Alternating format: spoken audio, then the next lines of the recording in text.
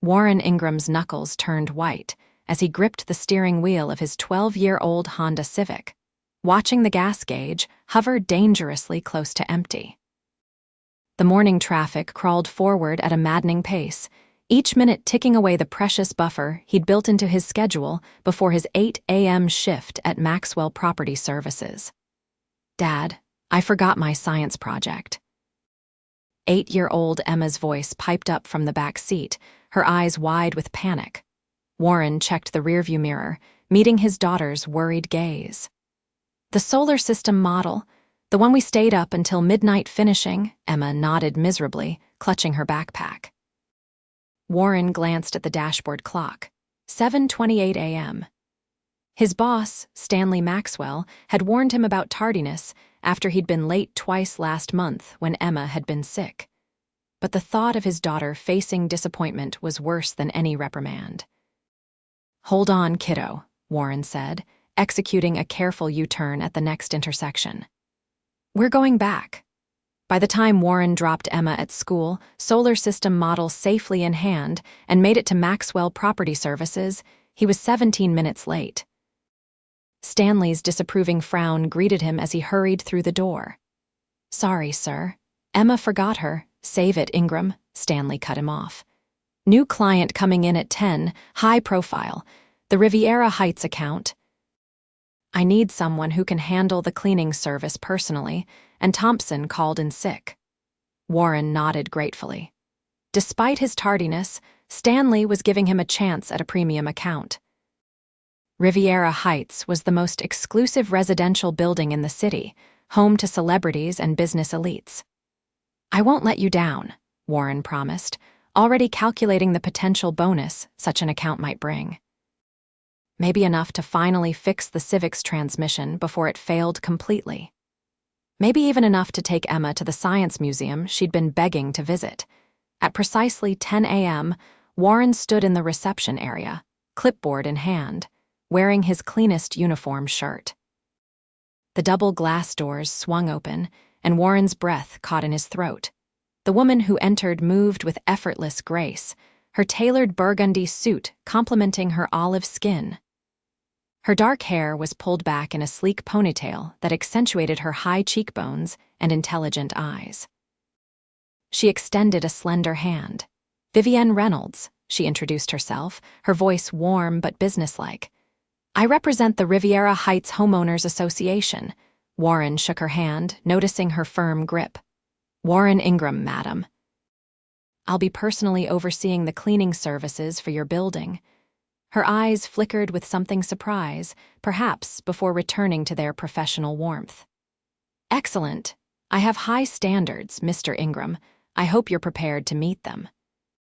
"I guarantee satisfaction," Warren replied, maintaining eye contact despite the flutter in his stomach. He hadn't felt this kind of immediate attraction to anyone since his ex-wife had walked out 3 years ago, leaving him with a 5-year-old daughter and a mountain of debt. Vivienne smiled, revealing a small dimple in her right cheek. "Then let's get started." For the next hour, they discussed the specific requirements for Riviera Heights, the marble lobbies that needed specialized cleaning, the trash removal schedule, the window washing for the 40-story building.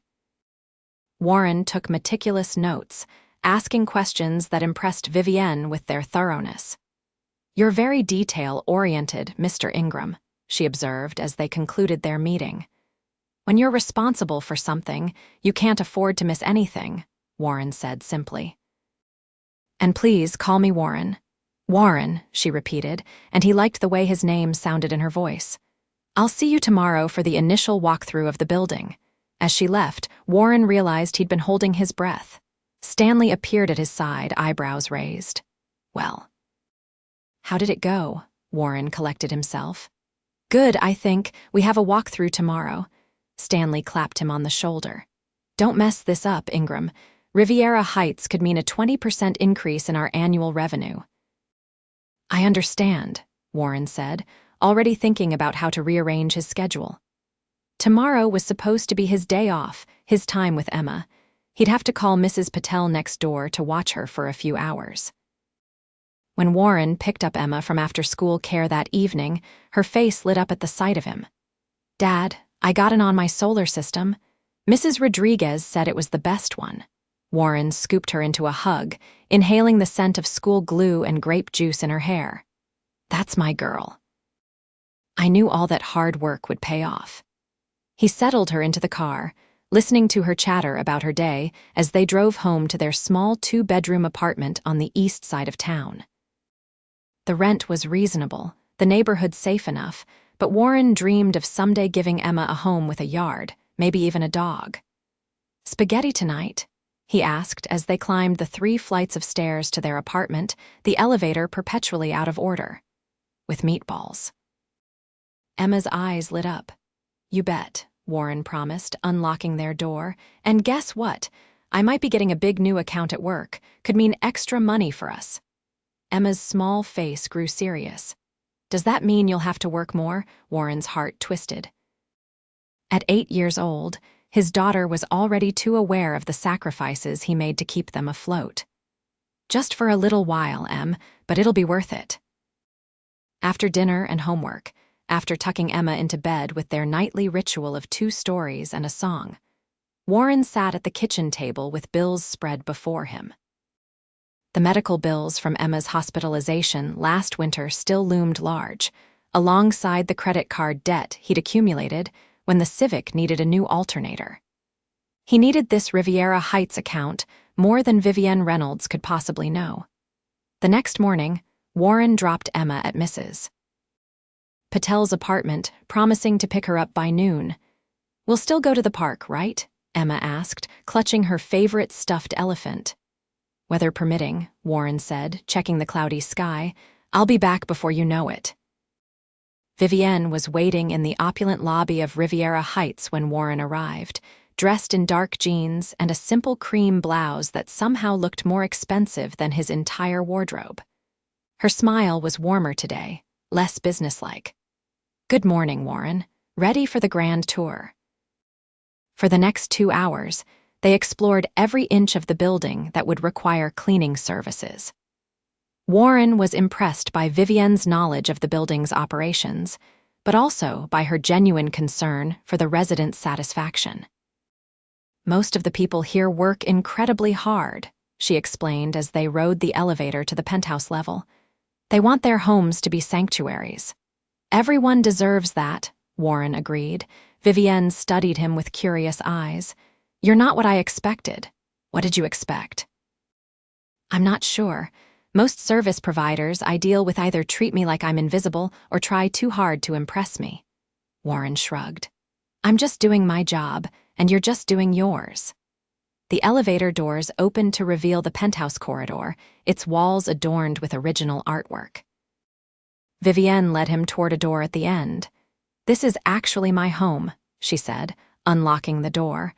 "I wanted to show you because it has some unique features that will need special attention." Warren stepped into a space that took his breath away. Floor-to-ceiling windows revealed a panoramic view of the city. Minimalist furniture in soft neutrals complemented the warm wood floors. It was elegant without being ostentatious, but unmistakably the home of someone with considerable wealth. "You live here?" Warren asked before he could stop himself. Vivienne's laugh was light.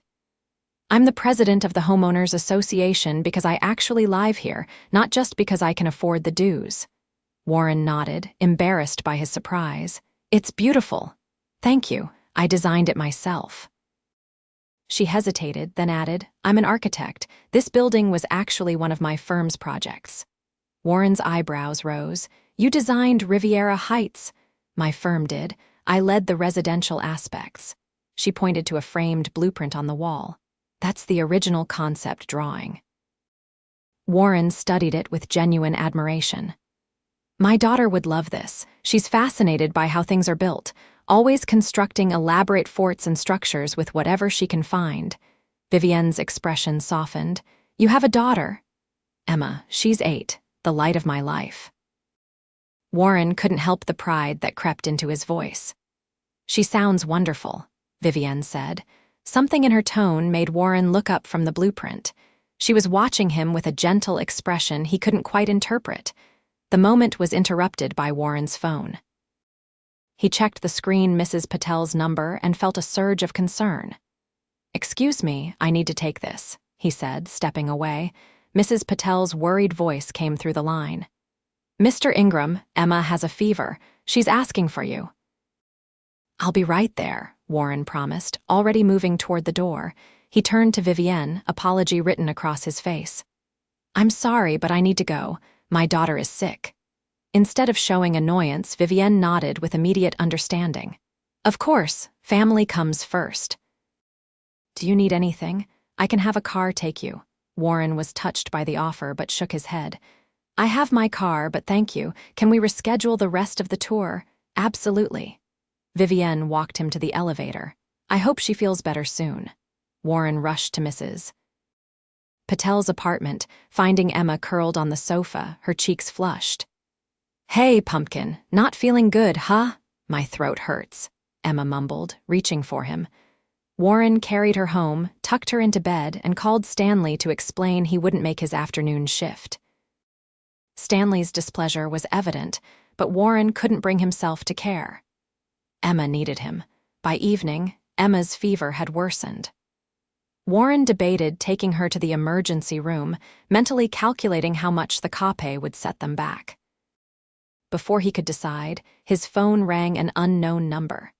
"Mr. Ingram, this is Vivienne Reynolds. I hope I'm not intruding, but I wanted to check on your daughter." Warren was surprised she'd called. "That's very kind. She's running a high fever. I'm considering taking her to the hospital." "Do you have a pediatrician? I know several excellent ones who make house calls." "House calls?" Warren almost laughed. "That's not really in our budget." There was a brief silence on the line. "I understand, but please, if you need anything, don't hesitate to ask. The Riviera Heights account is important to us, and by extension, so are you and your family's well-being." Warren thanked her and hung up, touched by her concern even if she'd framed it in terms of business. Emma's fever broke around midnight, and by morning she was tired but much improved. Warren called Stanley to say he'd make his afternoon shift, but needed the morning to ensure Emma was truly on the mend. Stanley's response was curt. "Ingram, I'm sympathetic to your situation, but we can't afford to lose the Riviera Heights account. Miss Reynolds called this morning asking specifically for you to finish the walkthrough." Warren was surprised. "She asked for me?" "By name," Stanley confirmed. "Said you had a good eye for detail. I told her you'd be there at 11. Warren checked his watch. It was just past 9. "I'll figure something out." After calling every babysitter in his contact list with no luck, Warren made a difficult decision. He packed Emma's tablet, some books, and a blanket, and drove them both to Riviera Heights. "You're going to sit quietly in the maintenance office while I finish my meeting," he explained to Emma, who nodded solemnly from the back seat, still subdued from her illness. When they arrived, Warren led Emma through the service entrance, hoping to avoid attention. They nearly made it to the maintenance office when a familiar voice called his name. "Warren." He turned to see Vivienne approaching, her expression curious as she noticed Emma. "Miss Reynolds, I apologize. My babysitter fell through, but I didn't want to miss our appointment." Vivienne's gaze shifted to Emma, who was partially hidden behind Warren's leg, peering up with cautious interest.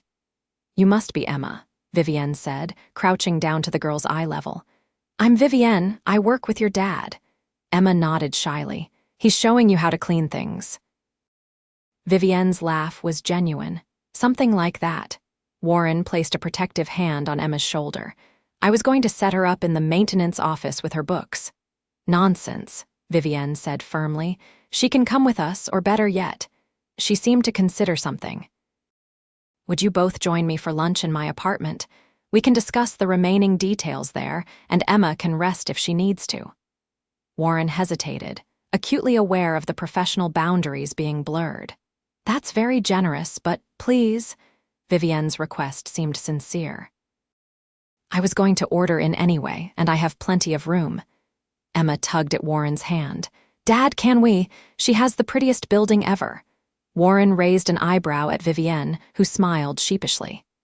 I may have mentioned that your daughter enjoys architecture."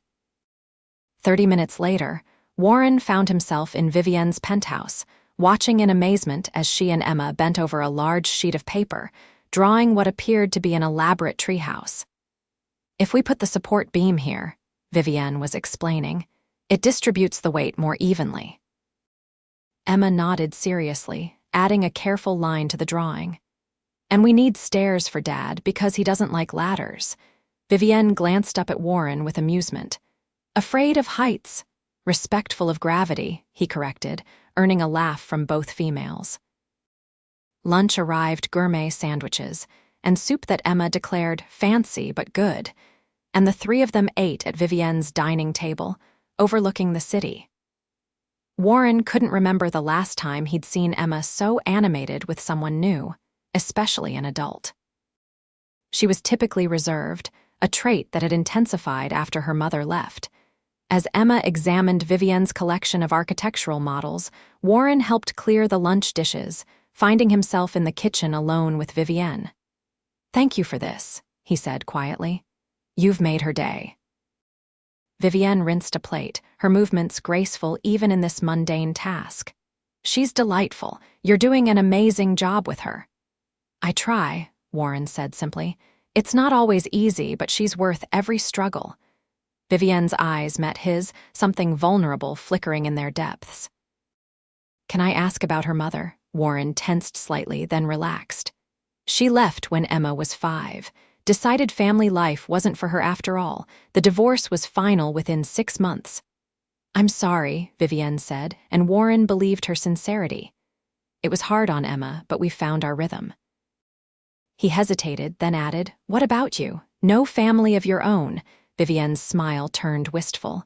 "I've been focused on my career. Reynolds Architectural Designs doesn't run itself." Warren nearly dropped the glass he was drying. Reynolds Architectural Designs. "The firm that designed half the skyline?" Vivienne nodded, seeming almost embarrassed.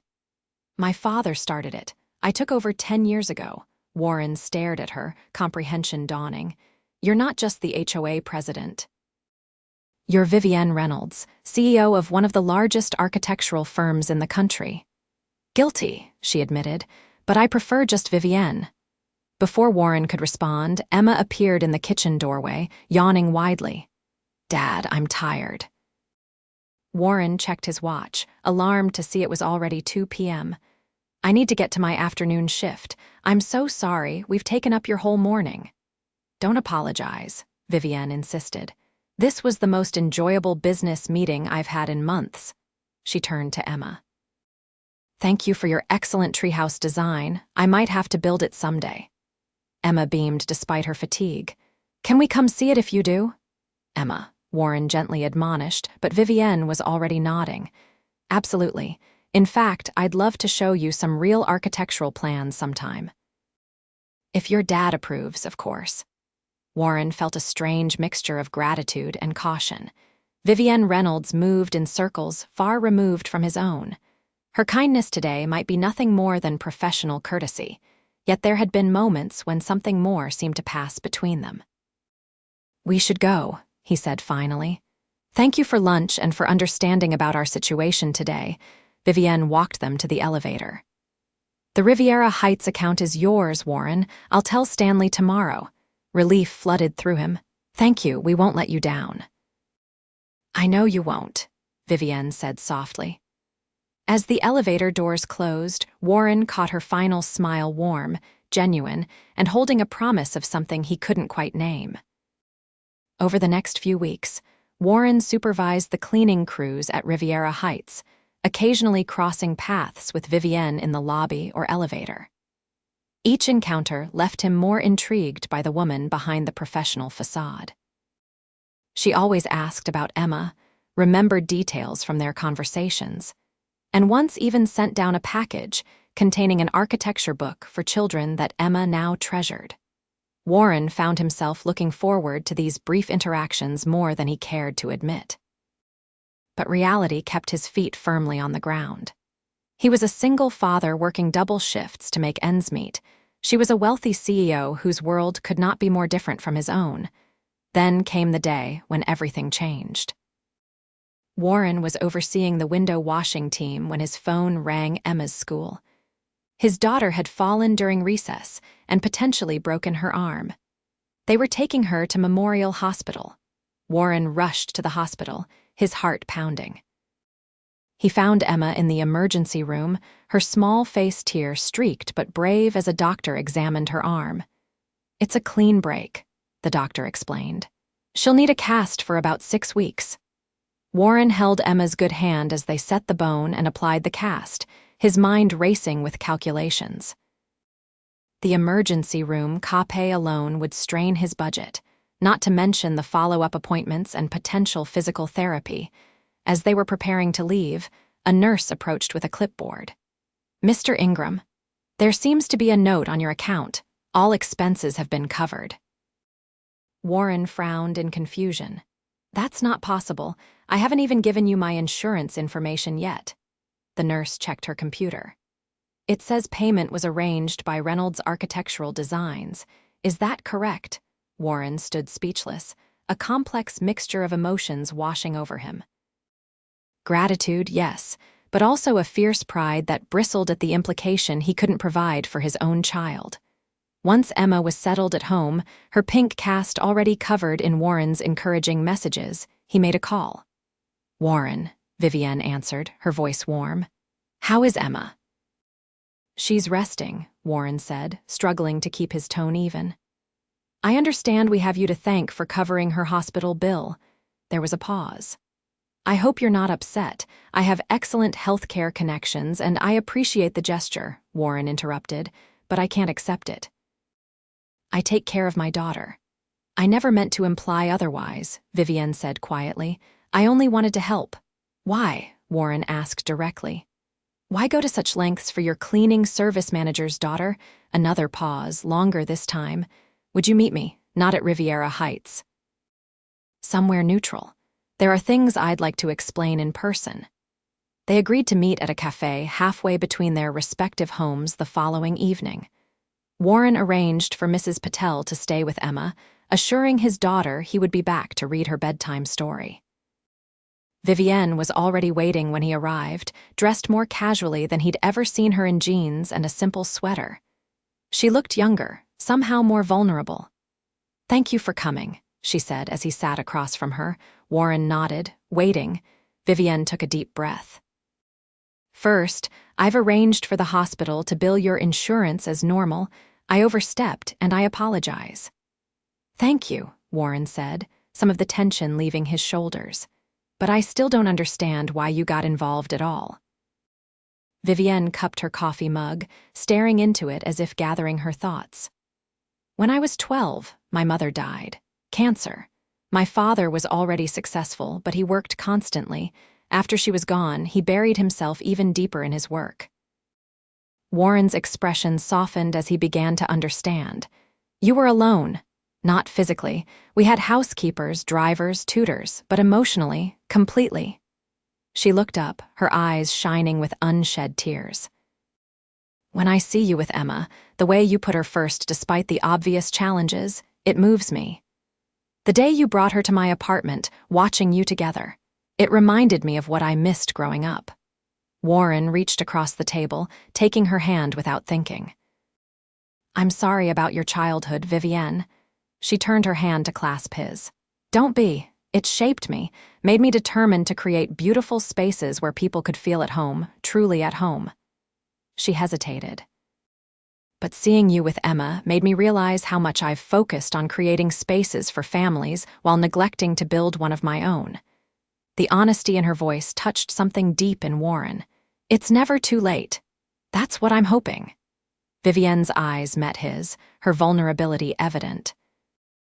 "I like you, Warren, not as the manager of my building's cleaning service, as a man, a father, a person who sees me as just Vivienne, not the Reynolds name or what it represents." Warren felt his heart rate accelerate.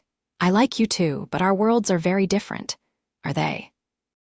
She challenged gently. "We both value hard work, integrity, and creating something meaningful. You build a home for Emma every day through your love and presence. I design physical structures. Different methods, same goal. Warren couldn't deny the truth in her words. Nor could he deny the attraction he'd felt from their first meeting, an attraction that had only deepened as he'd glimpsed the person behind the professional facade. "What are you suggesting?" he asked finally. "Dinner," Vivienne said simply. "A real date. No business, no interruptions. Just two people getting to know each other better." Warren thought of all the reasons to say no, their different social circles, the complications it could create for his job, the potential impact on Emma if things didn't work out. But looking into Vivienne's hopeful eyes, he found himself nodding. "I'd like that." Their first official date was at a restaurant. Warren would never have entered on his own, the kind with no prices on the menu. But Vivienne wore a simple dress, spoke warmly to the staff, and focused entirely on him, asking questions about his childhood. His dreams before life took its unexpected turns. In turn, he learned about her struggles to prove herself in a male-dominated field, her passion for sustainable design, and her secret love of old sci-fi movies. By the time they finished dessert, Warren felt as though he'd known her for years. Standing outside the restaurant, neither seemed eager to end the evening. "Would you like to walk a bit?" Vivienne suggested. "There's a nice park down the street." Under a canopy of trees strung with fairy lights, they strolled side by side, their hands occasionally brushing until Warren finally captured hers. The simple contact sent warmth spiraling through him. "I haven't felt this way in a long time," he admitted. "Maybe ever." Vivienne stopped walking, turning to face him. "Neither have I." In the gentle glow of the park lights, Warren leaned down, his lips meeting hers in a kiss that began tentatively but quickly deepened. Vivienne's arms wrapped around his neck as she responded with unexpected passion. When they finally broke apart, both were breathless. "Wow," Warren murmured. Vivienne laughed softly. Eloquently put. They kissed again, and Warren forgot about their differences, forgot about everything except the woman in his arms and the surprising joy flooding through him. The weeks that followed were a careful dance of getting to know each other while respecting Warren's responsibilities to Emma. Vivienne never pushed to be included in their time together, but when Warren finally suggested she join them for a Saturday at the Science Museum, her delight was evident.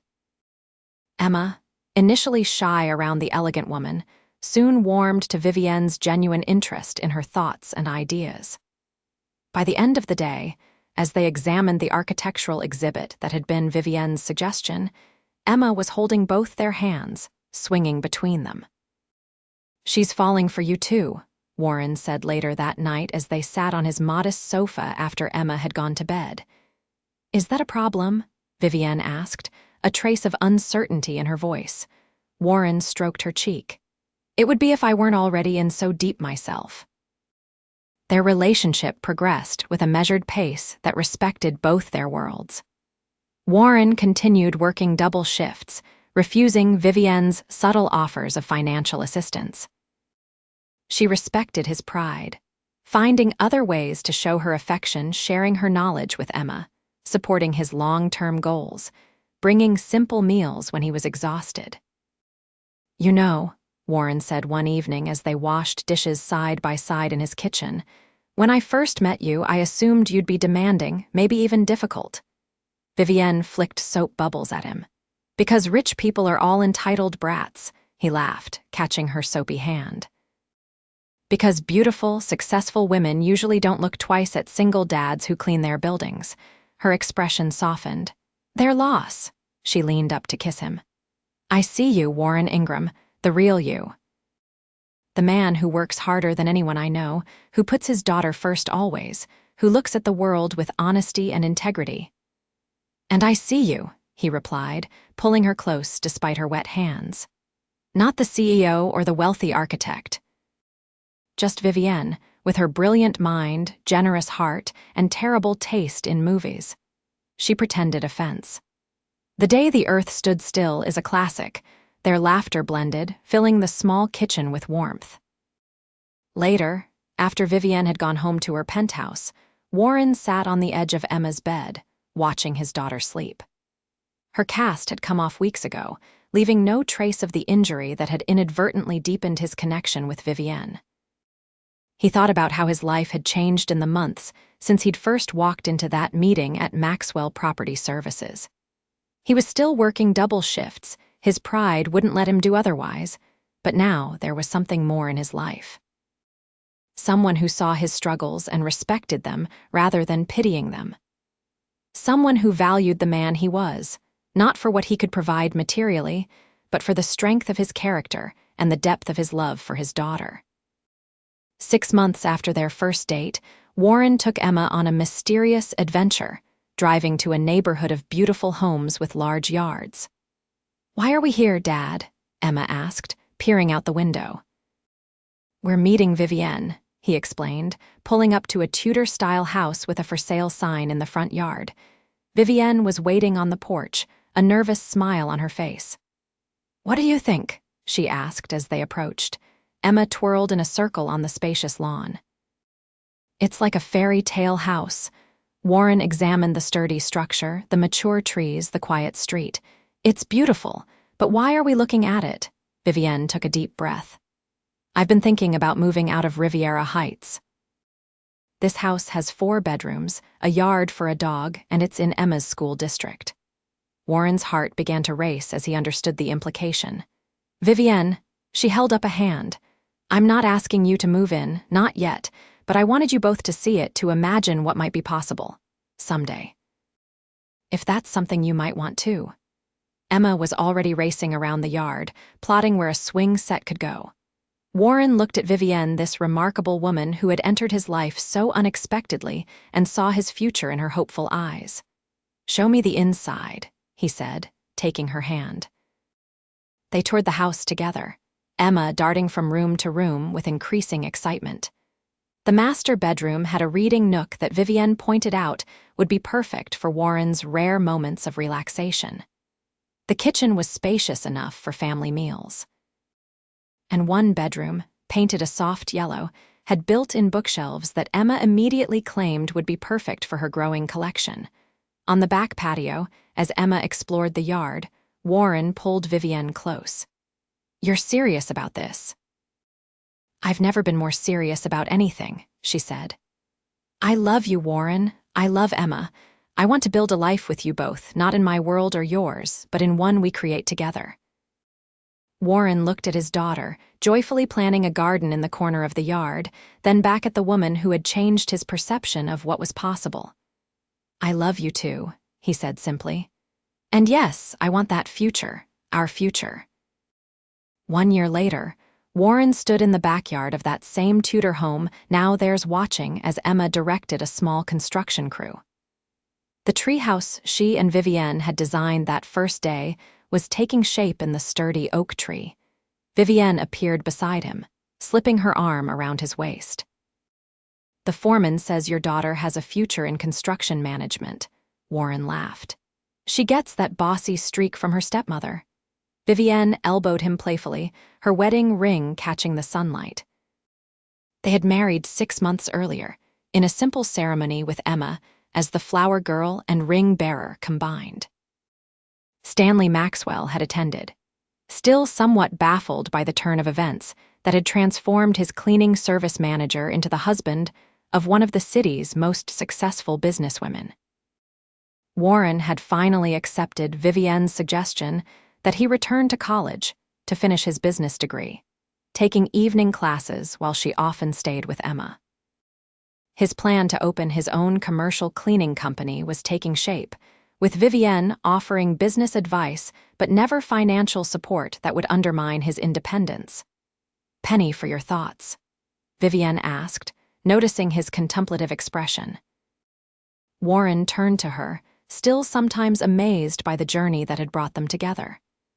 "I was just thinking about that first day when I was late to work and Stanley assigned me to the Riviera Heights account. The day that changed everything," Vivienne murmured. "I had no idea the new client would become my wife," Warren said, pulling her closer. "No idea that taking that double shift would lead to this life." Vivienne rested her head against his shoulder. "Do you ever regret it, merging your life with mine. All the adjustments, the scrutiny from my industry colleagues. Warren lifted her chin, meeting her eyes with absolute certainty. Never. You and Emma are everything to me. The struggles, the differences, the challenges, they're all worth it. We built this together. From the yard, Emma's voice called out, "Dad! Vivienne! Come see, the platform is finished." Hand in hand, they walked toward their daughter and the treehouse that had been just a drawing on a piece of paper 1 year ago. Like their relationship, it had started as an unlikely idea, but was now becoming something real and strong, built with care and designed to last. In that moment, with his daughter's excited voice and his wife's hand in his, Warren Ingram, who had once been just a struggling dad working double shifts, knew he had found a happiness greater than he had ever imagined possible.